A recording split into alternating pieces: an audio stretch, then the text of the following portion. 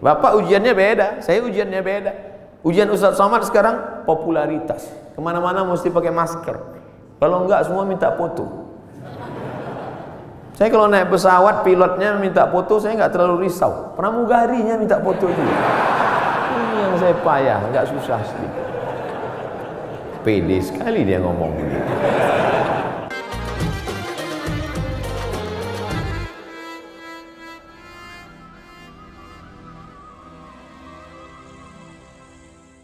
Bismillahirrahmanirrahim. Assalamualaikum warahmatullahi wabarakatuh.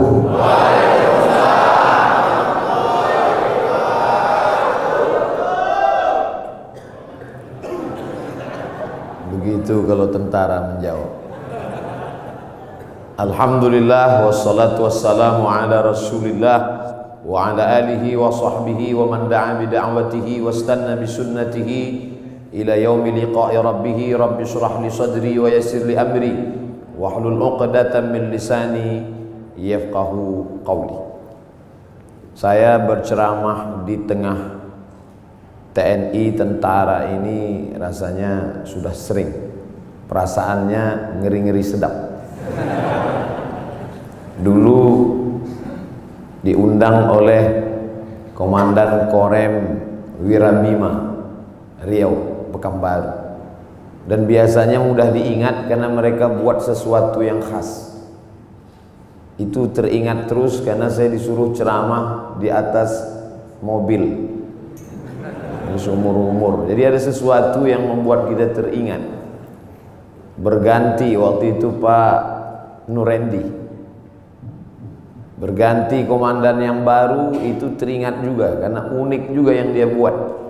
Tiba-tiba datang ke rumah saya seorang tentara, Pak Dewa namanya. Pulang saya diberitahu tadi ada tentara datang. Saya tanya ngapain? Ngambil baju. Kenapa baju saya diambil? Ini ada apa-apanya ini? Rupanya beberapa hari setelah itu dia kirim 5 baju supaya Ustadz Somad ceramah bajunya ganti-ganti. Teringat. Kemudian pula di beberapa tempat ceramah hampir dibatalkan, tidak boleh, tapi akhirnya jadi. Setelah saya telusuri, kenapa jadi? Karena Bapak Dandim berani bertanggung jawab kalau ada hal-hal nanti yang bisa membuat Ustadz ceramahnya tidak jadi.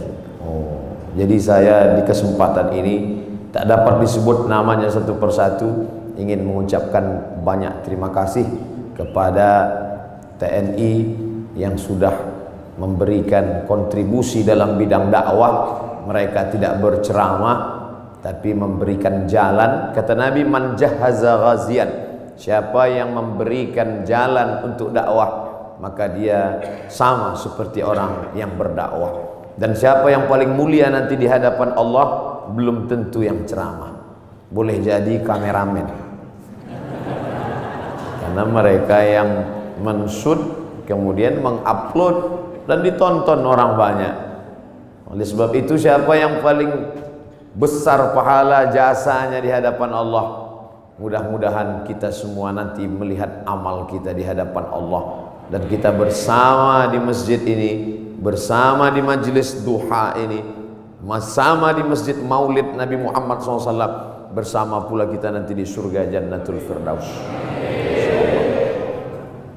Kalau nanti Bapak Ibu mencari-cari kenapa Ustadz Abdul Somad tidak ketemu, tidak nampak di surga, cari di ruang VVIP.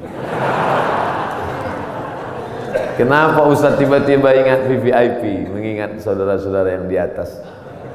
Mereka ini ruang VVIP. Masya Allah, tabarakallah. Mengapa saya diundang dalam acara peresmian masjid? Memang itu doa saya selalu, dan saya sampaikan di beberapa ceramah. Tolong jangan undang saya peletakan batu pertama masjid, tapi undanglah saya pada acara peresmian peletakan keramik terakhir. Alhamdulillah doa itu dikabulkan Allah Subhanahu wa taala, dan yang mengundang saya Direktur Keuangan. Bangga kita. Tidak mungkin acara apapun terjadi kalau tidak ada izin dari keuangan. Semuanya bicara uang, materi, duit. Oleh sebab itu kebanggaan luar biasa. Dan ternyata Bapak Direktur Keuangan TNI, Bapak Brigjen TNI Temas, ujungnya titel saya lupa. Beliau tidak melupakan pendahulu beliau disebutkan yang ke-17, ke-18, ke-19, ke-20. Ini yang sekarang terjadi krisis di tengah masyarakat kita, melupakan orang masa lalu. Siapa yang melupakan sejarah, maka dia sudah kehilangan pondasi, rapuh. Ini bangunan tegak berdiri karena ada pondasi. Abu Bakar Siddiq tidak mau naik ke atas mimbar di lantai 3. Mimbar Nabi itu lantainya 3, 1, 2, 3. Abu Bakar kalau khutbah di lantai 2 saja, di tangga nomor 2. Ketika ditanya kenapa tidak mau, karena yang tegak di tempat 3 ini Nabi Muhammad SAW. Ketika Abu Bakar meninggal, naik Umar tidak mau di lantai tangga nomor 2, dia tegak di nomor 1, di bawah. Ketika ditanya kenapa, karena yang layak di sini hanya Abu Bakar, yang di sini adalah Nabi. Mereka dulu begitu, orang sekarang enggak. Malah dia ganti itu tangga semua, ganti yang baru. Tidak menghormati orang masa lalu. Apa itu pendahulu itu enggak buat apa-apa, kata dia. Tapi hari ini saya sedang diajarkan, wahai Abdul Somad, hormati pendahulu, hormati orang masa lalu. Kalau bahasa Bung Karno-nya, jas merah. Jangan sekali-sekali melupakan sejarah. Walaupun TNI jasnya hijau. Oleh sebab itu maka kadang ada nasihat itu sesuatu yang diutarakan dengan lisan, lidah, kata-kata, tapi ada perbuatan, action. Dalam pepatah Arab dikatakan lisanul hal afsah min lisanil maqal. Action, perbuatan jauh lebih berkesan daripada ucapan. Mari bangun masjid, mari kita bangun masjid. Man bana masjidan, siapa yang bangun masjid, banallah mithlahu baitan fil jannah, Allah bangunkan untuknya satu tempat dalam surga. Bolak-balik saya ceramah, tapi andai ada yang bertanya, Ustaz udah bangun masjid? Belum. Tapi ada orang yang tidak pernah ngajak orang lain, tidak pernah ceramah, tapi real, nyata hari ini. Yang bisa bangun dengan uangnya, bangun dengan uang. Tidak bisa bangun dengan uangnya, bangun dengan uang orang lain. Tapi dengan kekuasaan yang ada di tangan kita, mumpung tanda tangan masih berlaku, mumpung ada segenggam kekuasaan di ujung jari titipan Allah, pakai menolong agama Allah Subhanahu wa ta'ala.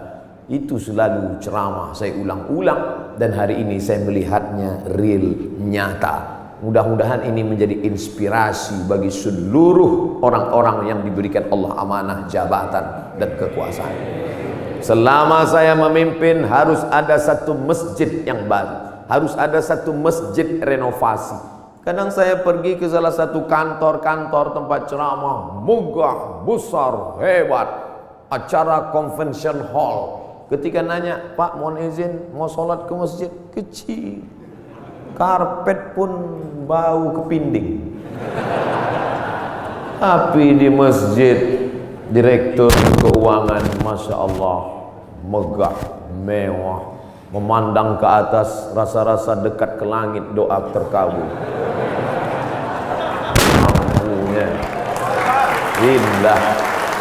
Kadang di beberapa masjid saya hilang konsentrasi, kehilangan bahan. Kenapa? Semua ibu-ibu berkipas. Hari ini tak ada. Adam, ayam, AC. Masya Allah, lihat. Itu sengaja di pintu AC itu dipasang ada tirai supaya menunjukkan dia hidup. Dipasang, hidup. Di beberapa masjid ceramah juga saya banyak AC, tapi nggak hidup. Ini hidup. Karpetnya luar biasa. Kemarin saya ceramah di salah satu provinsi, karpet tebal. Tapi sebelum naik ke atas, jamaah bisik, DKM, Dewan Kemakmuran Masjid. Ustaz, bagus nggak karpetnya? Bagus, saya bilang. Tolong nanti penggalangan dana, masih hutang Ustaz. Tapi masjid kita tidak. Masya Allah, tabarakallah.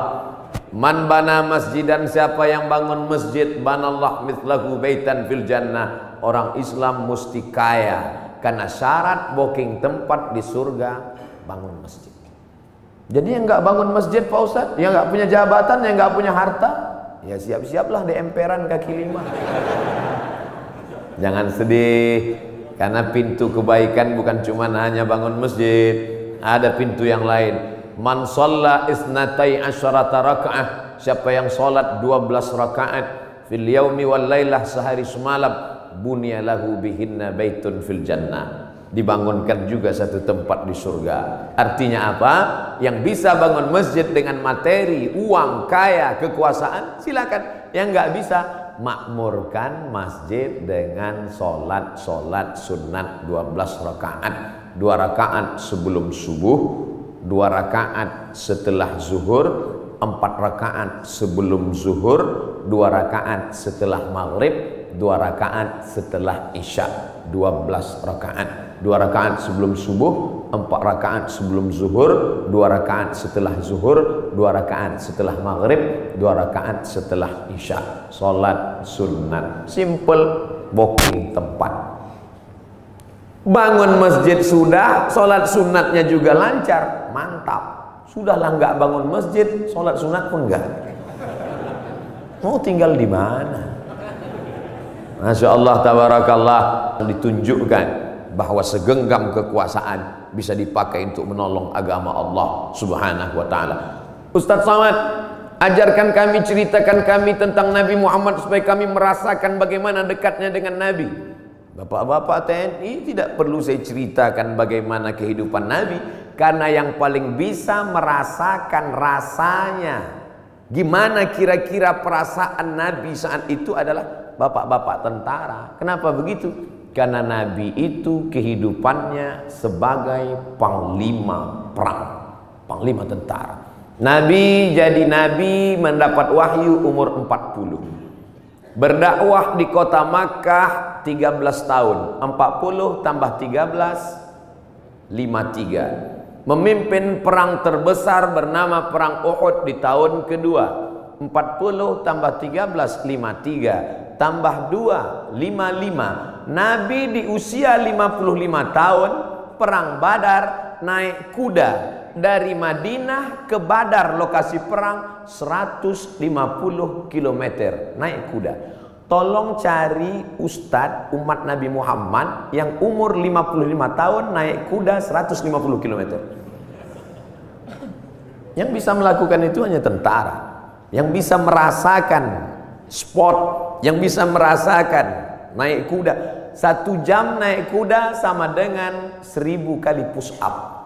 Jadi kalau 150 km ditempuh Nabi usia 55, berarti 3000 kali push up. Siapa yang bisa melakukan itu? Saya nggak bisa. Saya ceramahnya aja mungkin bisa ikut Nabi, khutbahnya mungkin, tapi untuk melakukan seperti yang dilakukan Nabi Muhammad SAW, orang yang amat sangat sehat. Nabi umur 55 tahun memimpin perang 150 km, naik kuda 3000 kali push up menurut ilmu kesehatan. Hari ini apa yang dilakukan umat Muhammad umur 55 tahun? Membawa map ngurus pensiun. Jadi yang paling bisa merasakan itu adalah rasa sehatnya, rasa fit fisiknya, rasa kekuatannya. Iyalah, dia kan Nabi, kami kan manusia biasa. Ayatnya sudah dibacakan tadi. Wa ma Muhammadun illa rasul. Muhammad bukan Tuhan, Muhammad bukan malaikat, dia hanya seorang rasul. Qad halat min qablihir rusul. Rasul-rasul sebelum dia meninggal. Adam, Idris, Nuh, Hud, Salih, Ilyasa, Zakaria, Musa, Ibrahim meninggal dunia. Satu diangkat, Isa alaihissalam akan diturunkan di akhir zaman untuk menegakkan agama Allah Subhanahu wa taala. Tapi yang jelas bahwa sebagian nabi itu meninggal, mati, dicabut Allah nyawanya. Dia manusia biasa. Allah tidak kirim malaikat. Seandainya Allah kirim malaikat ke atas dunia ini, orang akan berkata, yalah dia bisa buat gitu, dia kan malaikat. Tapi kita semua bisa berkata, dia manusia, saya manusia. Dia sehat, saya sehat. Mohon maaf Ustadz Somad, tadi saya terlambat menyambut selamat datang karena olahraga dulu. Begitu kata Bapak Direktur tadi. Dan di sini ada olahraga memanah, ada pula olahraga berkuda. Memanah, berkuda, persis seperti yang dipesankan. Alimu auladakum, ajarkan anak-anak kamu as-sibahah, berenang, ar-rimayah, memanah, warukubal khail, berkuda. Cuman yang saya heran, kenapa yang disebutkan cuman memanah dan berkuda? Berenangnya mana? Ternyata tentara tidak perlu disebut berenang, karena kalau tidak lulus berenang tak mungkin lulus jadi tentara. Memanah tepat sasaran. Untuk apa lagi memanah? Kan sekarang sudah ada senjata. Bagaimana nanti seandainya ada suatu zaman lalu lewat meteor besar di atas muka bumi, lalu semua busi-busi tertarik, habis dia sedot seperti busi berani yang lewat di atas bumi, maka semua busi tertarik. Apalagi yang bisa kita pakai kecuali memanah? Sehebat-hebatnya penembak sniper, tak ada lagi peluru, tidak ada lagi senjata, yang ada hanya panah. Maka memanah hari ini adalah senjata masa depan. Rukubul khail, berenang, menunggang kuda. Ustadz Somad cuma ceramah aja. Emang Ustadz pernah naik kuda? Itu yang video dan gambarnya viral, saya naik kuda. Tapi yang megang 4 orang. Ustadz naik ke atas, naik, foto, turun lagi. Memanah juga. Hebat juga Ustadz Somad. Kemarin kami lihat video Ustadz memanah, tepat sasaran. Berapa anak panah tepat terus. Yang diupload yang tepat, yang melesat nggak diupload. Membangkitkan motivasi anak-anak muda kita, pemuda-pemuda kita yang masa darah bergejolak, hawa nafsu luar biasa. Kemana disalurkan ini? Kepada 3, berenang, memanah. Ustadz, kalau kami banyak berenang ini, apakah hawa nafsu kami ini akan turun? Saya bilang, kalau kamu berenang sampai ke tengah sungai, ke tengah laut, bukan cuma nafsunya hilang, kamu hilang sekalian. Artinya apa? Islam tidak membunuh hawa nafsu, tapi hawa nafsu disalurkan dalam bentuk olahraga. Jadi jangan bayangkan Nabi Muhammad itu hanya duduk berzikir, baca Quran, lalu ketika datang orang cerita mati. Bukan begitu Nabi itu. Nabi itu panglima perang, strateginya luar biasa. Saat perang Badar, Nabi pagi-pagi sudah datang ke lokasi perang. Akhirnya lokasi perang dikuasai Nabi dan musuh ketinggalan. Kenapa Nabi awal? Nabi awal datang menyusun pasukannya di tempat matahari terbit. Karena Nabi pasti duluan, karena sebelum azan subuh dia sudah tahajud, badannya sehat, habis tahajud witir, habis itu sholat subuh, langsung dia susun barisan. Datang pasukan musuh, sudah kehabisan tempat, sudah di booking duluan. Nabi susun barisan di matahari terbit. 1-0 sudah kena. Kenapa? Karena kalau disusun pasukan di matahari terbit, maka mata musuh silau. Mata yang silau tidak nampak di mana anak panah, di mana tombak, di mana pedang. 1 sudah kalah. Lalu kemudian dari mana Nabi tahu jumlah pasukan? Tempat mereka berkemah, datang seorang sahabat. Ya Rasulullah, ya. Apakah ada wahyu turun di mana kita berkemah malam ini? Tidak ada wahyu. Datang sahabat kasih pendapat. Saya ada pendapat ya Rasulullah. Apa pendapatmu? Kita akan berkemah di lokasi ini, tempat oase, tempat air di gurun. Karena dengan menguasai oase, musuh akan kehabisan air minum. Karena mereka datang 500 km dari kota Makkah, Madinah, dan sampai di Badar. 2-0 musuh kalah sebelum perang. Apakah Nabi ketika itu datang anak buah sahabat, ya Rasulullah, ini saya ada ide kamu jangan pakai, saya cukup dari Jibril aja. Nabi sebagai pimpinan mendengar saran dari bawahan, padahal dia menerima wahyu dari Allah Subhanahu wa taala. Poin yang ketiga, Nabi SAW tahu berapa jumlah musuh. Hebatnya strategi intelijen Nabi. Bagaimana caranya? Ketika Nabi melihat ada seorang pasukan dari kafir Quraisy mengendap-endap, kata Nabi, tangkap dia. Tapi ditangkap bukan untuk disiksa. Kebetulan yang mereka tangkap ini adalah tukang masak yang mengambil air. Ditangkap, ditanya oleh Nabi, berapa jumlah pasukan kalian? Kata tukang masak, mana saya tahu, saya kan cuma masak. Masa pasukan itu kan yang tahu pimpinan. Nabi tanya, kamu kalau masak pagi siang berapa ekor kambing, berapa ekor onta? Dia sebutkan, makannya sekian seekor onta, masaknya hari ini sekian kambing. Dari jumlah makanan Nabi bisa tahu, kalau begini makanannya berarti pasukan kalian sekitar sekian dan kita akan susun. Nabi perang penuh dengan strategi. Jadi jangan bayangkan Nabi dengan sahabat itu perang bismillahirrahmanirrahim, la haula wala quwata illa billah.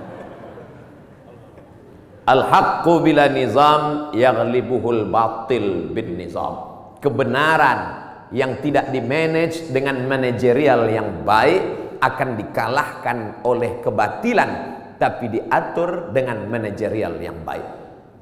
Nabi strategi cari tempat, dia menang. Strategi awal susunan barisan, dia menang. Strategi berapa jumlah pasukan musuh, dia menang. Setelah siap strateginya, baru dia berdoa di tengah malam. Saat dia berdoa itu dari Isya sampai subuh, datang Abu Bakar tengah malam mendekati Nabi. Hasbuka ya Rasulullah, wahai Nabi Muhammad, cukuplah berdoa itu, berhenti, doamu pasti dikabulkan Allah. Tetap dia berdoa sampai subuh. Lengkap persiapan mental, spiritual, kecerdasan intelijensia otak, dengan kelembutan hati berdoa. Hari ini orang hanya berdoa tanpa berusaha, berusaha tanpa berdoa sombong, berdoa saja tanpa usaha pesong. Pesong bahasa Melayu gila. Kesiapan inilah yang agaknya dimatangkan. Alhamdulillah hadir juga bersama kita Bapak Direktur Bintal, hadir bersama kita. Bimbingan mental, spiritual ini harus terus dijaga. Ustaz Abdul Somad, di keuangan ini harus terus mentalnya dijaga. Kenapa begitu Pak? Tantangannya luar biasa. Tantangan apa? Duit. Kalau diawasi kamera CCTV, ada masanya kabelnya dimakan tikus.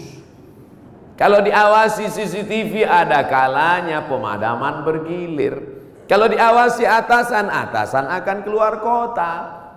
Maka ditanamkan mental dia. Siapa yang mengawasi dia? La ta'khudhuhu sinatun wala naum.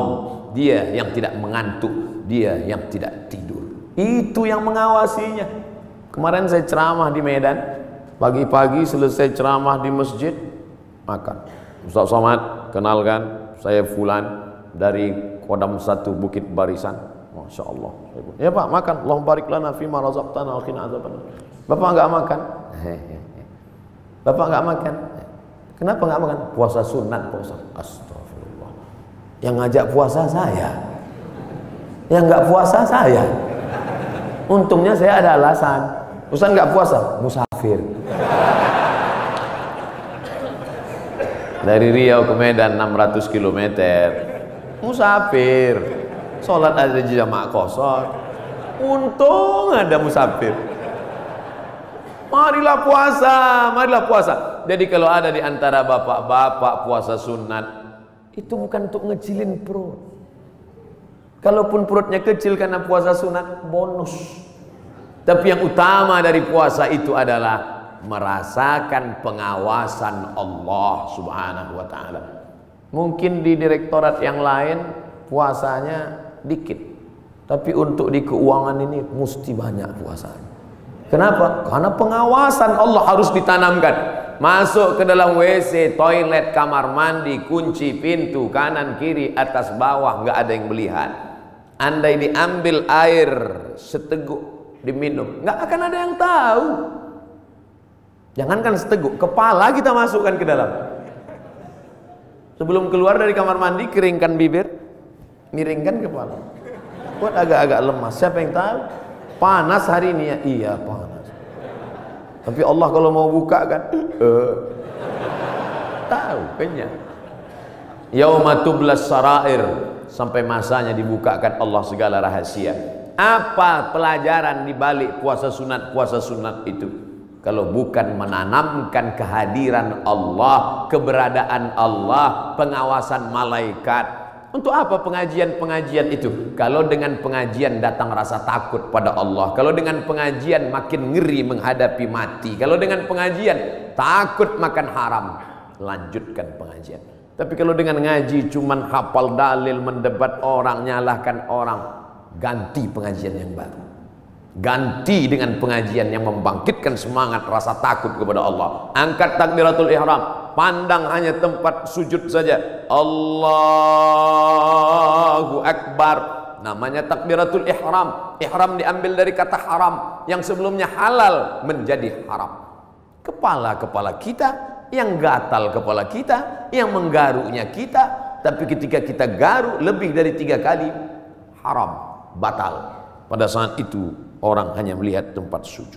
Siapapun dia, di saat itu sholat kita sedang disadarkan bahwa kita sedang berada di depan Dia pencipta langit dan bumi. Kita serahkan semuanya kepada Dia. Inna sholati wa nusuki wa mahyaya wa mamati lillah. Sholat bukan gerakan, sholat bukan hanya ritual, sholat bukan bim salabim abrakadabra bacaan yang dihafal sampai kita pun tak ingat tahap yang kita baca. Satu hembusan nafas tuntas, iftitah, fatihah, ayat. Bahkan sekarang kalau ada orang sholatnya lama malah diajak, itu si anu kok lama ya? Maklum mu'alaf baru masuk Islam. Ente kok cepat? Udah lama, udah hafal Pak Ustaz. Padahal sholat adalah perenungan. Selain dari Allah kecil, Allahu Akbar.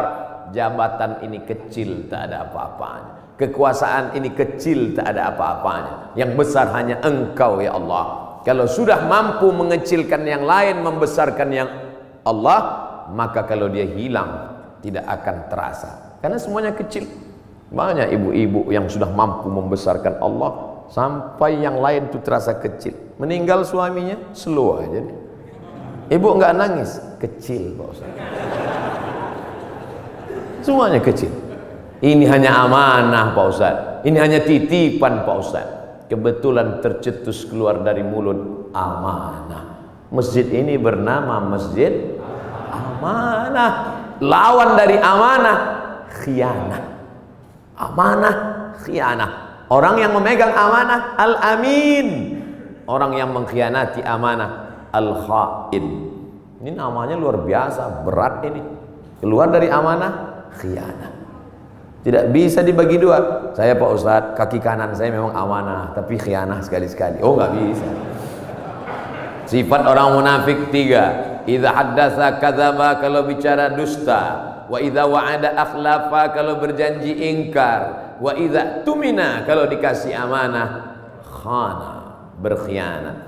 Itu mengapa masjid ini diberi nama amanah. Maka sehari berapa kali masuk kemari? Subuh mungkin tidak.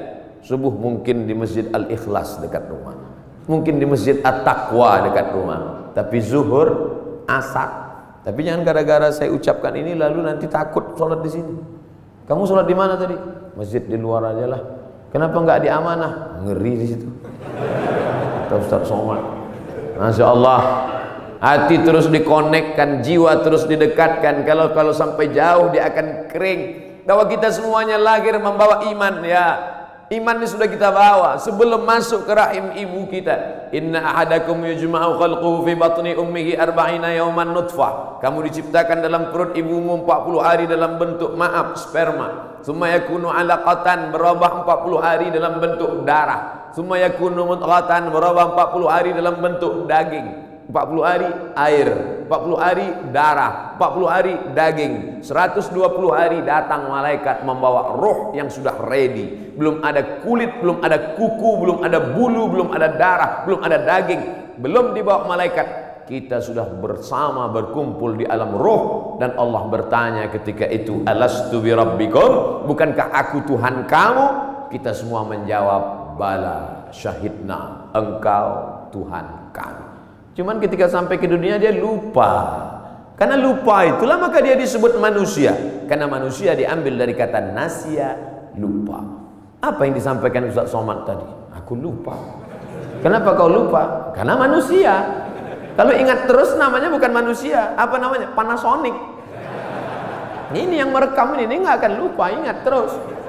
Jangankan bapak ibu yang dengar ceramah, saya yang ceramah aja lupa apa yang saya sampaikan. Tapi saya diingatkan. Yang mengingatkan saya siapa? Jamaah. Ustaz kan ngomong gini dulu. Masa iya saya ngomong gitu? Ini MP3-nya. Ini MP4-nya. Kamu dapat dari mana? Saya download Pak Ustaz. Di mana kamu download? Itu channel Ustaz Abdul Somad Official. Subscribe, like, and share. Jadi Masya Allah, internet ini luar biasa. Tadi bicara dengan Bapak Direktur Bintal, luar biasa merusak kepala anak-anak kita. Hancur kepala ini. Ustaz Abdul Somad, perhatikan ini gambar otak yang habis ditabrak truk, pecah, berderai. Yang ngundang saya ini psikolog, ibu-ibu. Ustaz, sebelum Ustaz ceramah coba lihat gambar ini, hancur berderai kepalanya. Yang ini Pak Ustaz, kepalanya utuh, sehat, tapi isinya hancur sama seperti ini. Kok bisa begitu? Karena website, karena internet. Tapi saya tidak bisa salahkan juga semua internet, karena orang kenal saya dari internet. Mencaci maki saya juga di internet. Oleh sebab itu maka pisau internet bermata dua, satu ke atas, satu ke bawah. Dipotongkan ke ayam, bagus. Dipotongkan ke bebek, oke. Dipotongkan ke sapi, bisa jadi hewan kurban. Tapi kalau ke atas memotong leher dan urat nadi, dia bisa mati. Siapa yang bisa mengontrol sekarang? Kalau bukan iman dan takwa kepada Allah Subhanahu wa ta'ala. Maka saya bangga, Ustaz Abdul Somad, ini imam kita, ini khotib kita, pakai baju tentara. Kami yang sipil yang tidak punya seragam ini terus terang amat sangat bangga melihat bapak ibu menjadi khotib, melihat bapak ibu jadi imam, melihat bapak ibu menjadi orang yang sholat berjamaah. Dulu susah kalau mau menasihati orang, mari sholat, mari puasa, mari berjamaah. Sekarang saya tinggal simpel aja ngasih tahu, anak-anak SMA, anak-anak pesantren, lihat itu, bapak tentara sholat di masjid, bapak polisi pengajian. Ibu-ibu pun mudah sekarang nasihati anak-anaknya. Lihat tuh, pak polisi sholat di masjid, pak tentara sholat di masjid, angkatan udara sholat di masjid. Pistol mereka besi, bapakmu nggak punya pistol nggak sholat. Mudah memberikan motivasi, mudah memberikan semangat. Oleh sebab itu kebersamaan kita ini, apapun seragam yang kita pakai, itu hanyalah casing saja. Apapun jabatan kita, itu hanyalah jalan saja. Yang kita cari adalah keridhaan Allah Subhanahu wa ta'ala. Kalau berhasil kita melewati ujian-ujian seragam, ujian kekuasaan, ujian jabatan, ujian dunia, ujian popularitas ini sampai kepada puncaknya, maka insya Allah mati kita husnul khotimah. Tapi kalau gagal kita dengan ujian ini, bapak ujiannya beda, saya ujiannya beda. Ujian Ustaz Somad sekarang popularitas, kemana-mana mesti pakai masker. Kalau enggak semua minta foto. Saya kalau naik pesawat pilotnya minta foto, saya nggak terlalu risau. Pramugarinya minta foto juga. Ini yang saya payah, nggak susah sedikit. Pede sekali dia ngomong begitu. Bapak Ibu yang dimuliakan Allah Subhanahu wa ta'ala, tapi saya yakin dan percaya dengan istiqomah melaksanakan ibadah ini, dengan senantiasa menempelkan kening ini ke lantai, kita sadar bahwa kita dari tanah dan akan kembali kepada tanah. Yang di badan ini pun dari tanah, dilihat warnanya warna tanah, dan akan mati dimakan cacing tanah. Saat diangkat tangan sadar tanah, diusapkan ke wajah bau tanah, dan kau akan mati dimakan cacing tanah. Abdul Somad yang diciptakan dari api, tolong angkat tangan. Berarti setan. Dia sendiri ngaku, khalaqtani min nar, aku dari api, wa khalaqtahu min tin, dia dari tanah, ana khairum minhu, I'm better than him. Saya lebih mulia dari dia, saya lebih tinggi, saya lebih hebat, saya lebih agung. Kalau ada nanti orang berkata begitu, bisikkan saja, kau saudara setan. Oh, jangan ngomong gitu Pak Ustadz, terlalu kasar. Lembutkan sedikit. Saudara setan. Dengan sholat kita sedang disadarkan siapapun kita tempelkan 7 anggota badan kita ke lantai dari atas sampai ke bawah. Ujung kaki 2, ujung tangan 2, ujung lutut 2, 1 kening menempel ke lantai. Mentang-mentang orang hebat, kekuasaan tinggi, tak mau menempelkan ke lantai. Allahu Akbar, tempel ke tiang. Enggak sah sholat kecuali sakit, duduk di kursi.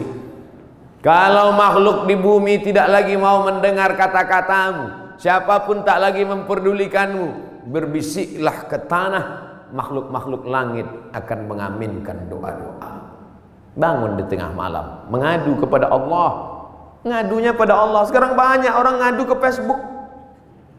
Semua diadukan di wall Facebook, Twitter. Makin dibaca komennya, makin stres, depresi, bersunyi-sunyi di tengah malam. Kalau sudah Allah berikan pertolongan, intan surullah, kalau kau tolong agama Allah, Allah yang akan menolong kamu. Lari ke atas bukit Safa tidak ada air, lari ke atas bukit Marwah tidak ada air. Di mana air itu datang? Air datang bukan dari tumit Hajar yang mencari air, tapi air dari tumit Ismail yang belum pandai berjalan. Hanya bergeser saja kakinya di atas pasir, memancar air Zamzami, air berkumpullah. Cerita ini 3000 tahun yang lalu.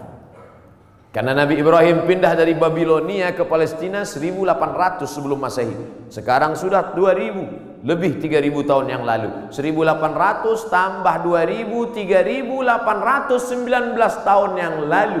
Cerita tentang air memancar. Saya kira ini hanya ada dalam buku-buku, dalam Al-Quran, dalam hadis Nabi, dalam sejarah. Ternyata hari ini tentang cerita air memancar saya dengar lagi pagi ini. Yang cerita siapa? Bapak Direktur Keuangan, Ustaz Somad. Saya gali tanah untuk ngambil jeruk, keluar air. Itulah air mineral yang saya minum pagi tadi. Kenapa Allah berikan air ini? Andai tadi mereknya tidak dirubah, saya tak bisa bedakan ini air dari mana. Sama seperti yang selama ini saya minum. Dari mana air ini datang? Dari Allah. Untuk apa? Ternyata persiapan pembiayaan pondok tahfiz Al-Quran yang sudah dibina dari sekarang. Datang rasa malu saya dalam hati. Saya selama ini cuma ceramah saja. Siapa yang membantu pondok tahfiz Quran? Siapa yang membuka pendidikan Al-Quran? Siapa yang menolong anak yatim untuk sekolah bantu Quran? Itu yang akan menolong di hadapan Allah. Makanan yang kau makan akan busuk, pakaian yang kau pakai akan lapuk, yang kau sedekahkan itu yang akan menolong di hadapan Allah. Andai ada yang bertanya, berapa anak tahfiz Quran yang Ustadz tolong? Jangan tanya-tanya. Ternyata Bapak sudah buat duluan. Ini pondok tahfiznya, pembiayaannya dari mana? Allah yang memberikan. Makin kuat keyakinan saya. Lama-lama saya bingung. Saya datang kemari ini ceramah atau belajar? Ternyata ada ilmu yang ditulis di atas kertas, tapi ada ilmu yang datang dari Allah langsung real nyata. Intan surullah, kalau kau tolong agama Allah yansurkum, Allah akan menolong kamu. Ayat itu dari kecil saya sudah hafal. Ayat itu saya pelajari di Al-Azhar Mesir. Tapi kalau ditanya mana buktinya nyata, itu Allah menolong Nabi Muhammad. Apa kata? Itu kan Nabi. Mana real yang nyata sekarang? Hari ini saya mendengarkan ceritanya, kisahnya. Hari ini saya nampak real dengan nyata. Kalau kau tolong anak yatim, kau tolong pondok tahfiz Quran, kau tolong orang menghafal Quran, Allah akan menolong engkau. Sumber air mineral yang lulus lembaga badan pengawasan obat dan makanan menyatakan air ini layak. Siapa yang memberikan? Innama amruhu idza arada syai'an ayaqula lahu kun fayakun. Ternyata tolonglah agama Allah ini. Jangan pernah takut dan jangan pernah cemas. Kadang-kadang kalau terlalu banyak orang menakut-nakuti kita, kita jadi takut juga. Kita sudah berani, tapi karena ditakut-takuti orang, kita pun jadi takut juga. Ini Ustaz cerita tentang siapa? Tentang saya. Saking banyaknya yang membuli kita, kita jadi cemas juga lama-lama. Tapi rupanya semakin banyak cerita kita dengar tentang turunnya pertolongan Allah. Ala inna nasrallahi qarib. Yakinlah pertolongan Allah itu dekat. Jangan pernah takut dengan akhir masa pensiun, nanti saya akan makan apa, nanti saya. Berapa banyak orang berpikir nanti pensiun makan apa, malaikat maut datang malah sebelum pensiun. Malaikat maut tidak pernah datang melihat akte kelahiran. Berapa banyak orang sehat mati mendadak, yang diponis mati nggak mati-mati. Saya berapa kali ketemu ceramah dalam pengurus masjid, Ustaz Somad, nanti habis ceramah kita makan ya. Oke. Bedanya kalau di masjid lain setelah ceramah baru makan. Di kantor keuangan TNI sebelum ceramah udah makan duluan. Tabarakallah. Ketika selesai makan, kata Pak Ketua Dewan Kemakmuran Masjid, Ustaz Somad, saya ini sudah diponis, kata dokter, kena jantung koroner, harus dibelah urat kaki naik ke atas. Terus saya takut Pak Ustadz ngelihat ayam potong dibelah. Jadi ya saya nggak dioperasi. Katanya berapa lagi umur Bapak? 2 bulan Pak Ustadz. Terus udah 2 tahun nggak mati-mati. Bukan saya ngatakan Bapak Ibu nggak usah cek. Saya tetap medical check up, tetap ke rumah sakit, tetap tanya dokter. Termasuk kurusnya saya ini pun saya sudah konsultasikan ke dokter.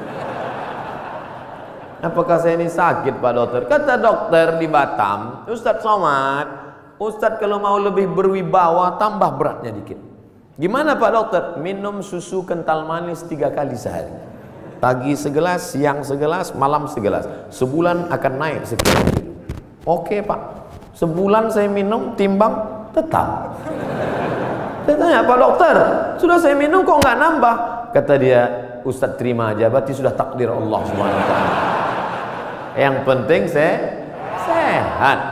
Ini saya ceritakan supaya Bapak Ibu tidak terlalu memaksakan diet ingin seperti saya. Bapak gemuk, yang penting sehat. Ibu, bapak, yang penting sehat, beribadah. Apapun judulnya, hidup ini adalah ibadah. Karena tujuan Allah menciptakan kita, wa ma khalaqtul jinna wal insa illa liya'budun, ibadah. Cuman kekeliruan kita memahami ibadah terlalu sempit. Salat, zakat, puasa, haji, baca Quran, cuman itu ibadah. Padahal di kantor dari jam 8 pagi sampai jam 4 sore adalah ibadah. Kalau dipahami ini, ngurus keuangan negara, TNI ini adalah ibadah ringan. Dan kita tidak akan mungkin curang. Sebagaimana kita jujur dalam sholat, sebagaimana kita jujur saat di Masjidil Haram, begitulah kita jujur di kantor kita. Karena pekerjaan kita adalah ibadah. Tapi jangan dibalik. Nanti pas azan zuhur, Allahu Akbar, Allahu Akbar, tetap buat laporan. Loh, ente nggak ke masjid amanah? Ibadah. Nah, ini harus diluruskan juga. Ada ibadah mahdhah yang pure original, memang ibadah, ada rukunnya, ada syaratnya, ada wajibnya, ada sunatnya, memang ibadah. Sholat, puasa, itu ibadah. Tapi ada aktivitas sehari-hari bernilai ibadah. Ustadz, Allah itu nggak adil loh Pak Ustadz. Loh, kamu bilang Allah nggak adil, bisa kafir, bisa murtad. Masa laki-laki enak bisa puasa sunat, laki-laki bisa zikir, laki-laki bisa baca Quran. Kami Pak Ustadz 9 bulan 10 hari nggak bisa ibadah. Ibu, hamil itu pun ibadah. Hamil itu ibadah, karena akan melahirkan anak-anak yang soleh. Sejak itu alhamdulillah ibu-ibu sudah punya jawaban. Kalau ada atasannya nanya, kamu ini sebentar-bentar cuti hamil, sebentar cuti hamil, apa ini? Ibadah. Malah anak itu adalah ibadah yang tidak akan putus. Kalau ada di antara bapak yang rajin sholat duha, meninggal dunia, putus. Yang rajin baca Quran, meninggal dunia, putus. Tapi ada ibadah yang tidak putus. Waladun salihun, anak yang soleh. Apa tidak bangga Abdul Somad pagi ini? Anak tentara, hafal Quran, sekolah di Yordania, ngomong dengan Ustaz Somad bahasa Arab. Untung saya masih ingat bahasa Arab. Saya sudah pulang dari Arab 2006, 4 tahun di Mesir, 2 tahun di Maroko, S3 di Sudan. Saya cerita ini untuk ngasih tahu bahwa saya bukan Ustaz kaleng-kaleng itu.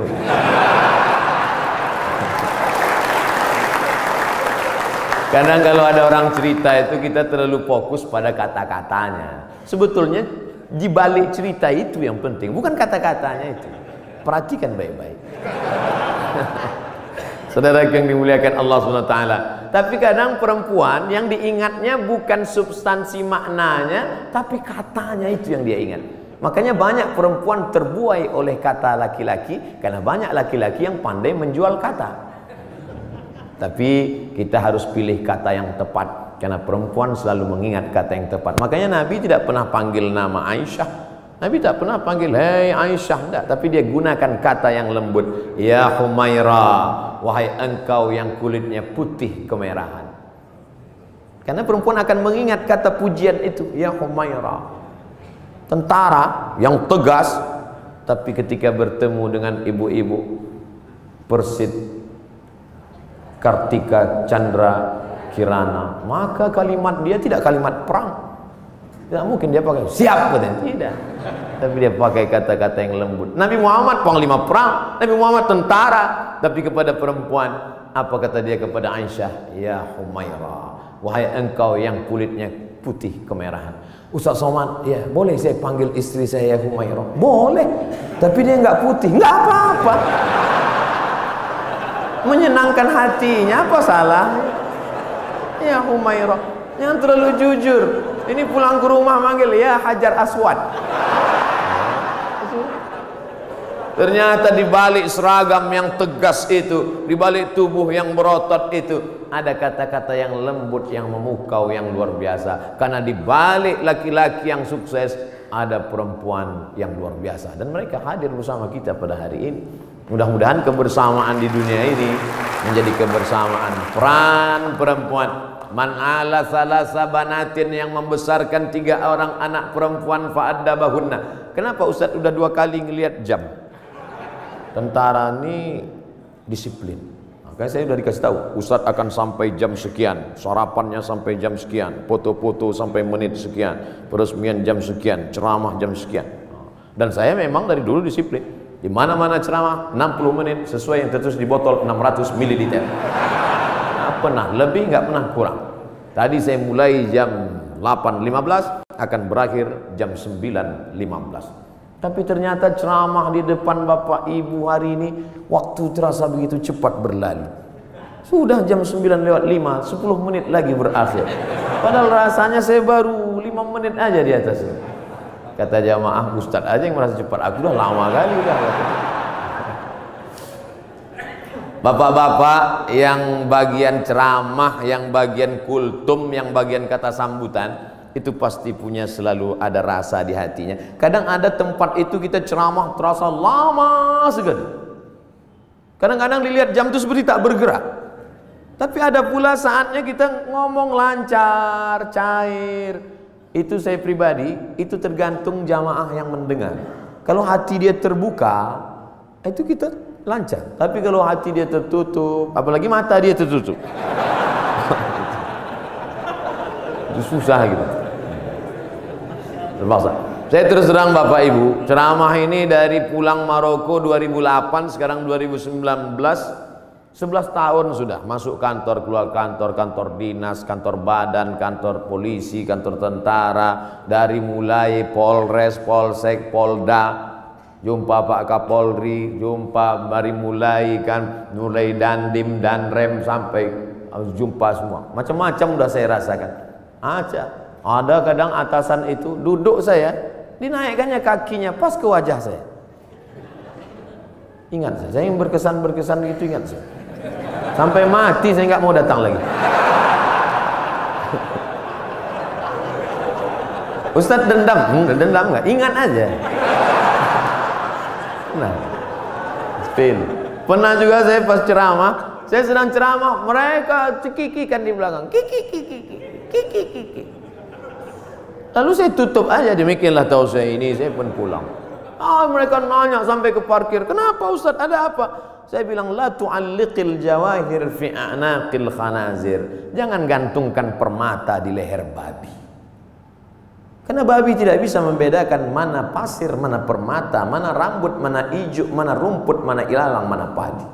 Dia tidak bisa bedakan. Tapi hari ini di depan bapak-bapak yang berseragam, jenderal-jenderal, bintang 1, luar biasa. Itu aja yang saya tahu bintang, yang lain saya tak tahu. Saya merasa dihormati, dimuliakan. ceramah saya didengar. Pernah juga saya ceramah di salah satu kantor. Waduh, ramai, hebat. Begitu selesai ceramah, semuanya merebut absen. Rupanya di absen atas. Ketakutan. Tapi hari ini saya merasakan ada ketulusan. Mudah-mudahan amal kita ini karena Allah Subhanahu wa ta'ala. Dari bunyi aminnya bisa saya tangkap, memang betul. Jadi bahwa masjid ini sudah diresmikan, sudah dibuka, sudah dilaksanakan sholat berjamaah, nikmat terbesar. Selesaikah? Belum. Ada yang paling penting, istiqomah. Tapi ketika saya ceramah tentang istiqomah, marilah kita istiqomah. Selesai ceramah, datang panitia. Ustaz terlalu banyak nyebut istiqomah. Istiqomah sudah punya suami Pak Ustaz. Istiqomah yang kita maksudkan adalah angin datang, ombak memecah, angin puting beliung, tapi kita tetap melaksanakan sholat berjamaah. Karena ini yang bisa menolong kita. Yang lain tak bisa menolong saat malaikat maut mencabut nyawa. Yang bisa meringankan itu hanyalah la ilaha illallah Muhammadur Rasulullah. Yang belum membuat apa yang sudah dibuat, ini menjadi inspirasi. Mesti ada dalam hati berniat, kalau aku punya jabatan itu nanti, kalau aku punya harta itu nanti, kalau aku punya tanda tangan itu nanti, aku akan buat seperti ini. Jangan diucapkan, takut tergigit lidah, camkan dalam hati. Kalau nanti aku bisa begini, aku akan sekolahkan anak yatim. Aku terinspirasi dengan ceramah Ustadz tadi, ternyata Allah tolong rezeki berlimpah kalau sekolahkan anak yatim. Pulang dari sini jam 4, jam 5 nanti sore, mampir ke panti asuhan, tanya, saya belum bisa buat panti di rumah, tolong ke sini. Berapa anak yatim di sini Bapak panti, saya mau ngasih beras kemari. Untuk semuanya Pak? Enggak, 3 kilo aja. Kebetulan kita baru mampunya segitu, jangan paksakan lebih dari kemampuan. La yukallifullahu nafsan illa wus'ah. Beramal ini kalau mau ditunggu nantilah sholat sunat. Setelah ini agak ringan, tidak akan pernah. Bersedekah pun begitu. Saya nantilah sedekah Pak Ustadz setelah kepribadian saya mapan, punya rumah pribadi, mobil pribadi, kebun pribadi. Nantilah Pak Ustadz setelah anak kuliah, ternyata biaya kuliah makin tinggi. Nantilah setelah anak kerja, ternyata setelah kerja persiapan untuk nikah. Nantilah setelah anak punya anak, ternyata cucunya lebih banyak lagi biaya. Sampai mati kita tidak pernah beramal. Mumpung masih sehat, sempat-sempatkan. Mumpung masih ada, sempat-sempatkan. Mungkin yang kecil itulah nanti akan menolong kita di hadapan Allah Subhanahu wa ta'ala. Abdul Somad diminta bercerita tentang Nabi Muhammad dalam waktu 60 menit. 63 tahun mau diceritakan 60 menit. Bahasa Arabnya mustahil. Impossible, tidak mungkin itu. Oleh sebab itu kita gunakan telinga, datang pengajian, ceramah, tausiah, maulid. Wal basar, mata, baca buku. Saya anjurkan di bulan maulid ini beli buku sejarah Nabi, macam-macam. Saya pernah diberi oleh Bapak Dirintel, judulnya Intelijen Nabi. Bagus. Jadi yang dibaca itu khusus aspek intelijen Nabi. Saya pernah juga diberi buku, tapi untuk buku umum yang bahasanya simple, sederhana, judulnya Ar-Rahiq Al-Makhtum. Tidak diterjemahkan ke bahasa Indonesia judulnya. Memang itu judulnya, Ar-Rahiq Al-Makhtum, tapi isinya bahasa Indonesia. Ditulis oleh seorang pemenang Nobel Sejarah Islam Internasional dari India. Namanya Syekh Safiur Rahman Al-Mubarak Furi.